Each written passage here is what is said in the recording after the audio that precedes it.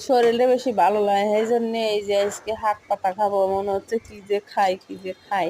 এই জন্য আজকে কেশ শাক নিয়েছিল কেশ শাক একেবারে পরিষ্কার করে বাইছে বুঝে ধুয়ে পাইলে ধুয়ে একটা আলু কেটে দিয়ে একেবারে ধুয়ে দিয়ে তারপরে আহার কিছু চলে আসলাম এসে পেঁয়াজ কাঁচামরিচ জিরে ফোড়নে দিয়ে তারপরে ইসে মাছ কাটা আগে তেলে সেই সুন্দর করে বেজে নেবো একেবারে ভাজা হয়ে আর দেখেন ওই যে দেশি একটা ইসে আছিল লাল হয়ে গেছে আর এই যে কি ইসে আল্লাহ জানে এগুলো সাদাই থাকে বাল খায় না কেবা মেবা ইসে আল্লাহ জানে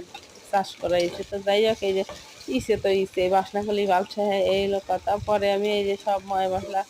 জিরে বাটা তারপরে দিয়ে দিচ্ছিলাম পেঁয়াজ আর জিরে একসাথে বাটছিলাম বাইটে দিয়ে ওর ভিতরে হলদি গুঁড়ো মরিচের গুঁড়ো সজের গুঁড়ো হাতটা দিয়ে সেই সুন্দর করে কষা মশলার ভিতরে দিয়ে দিয়েছিলাম আমি পুঁই শাকের আলুটুকু দিয়ে সেই সুন্দর করে লাইড়ে ছেড়ে কষা দিয়ে দিয়েছিলাম জলে যে বলক এসে গেছে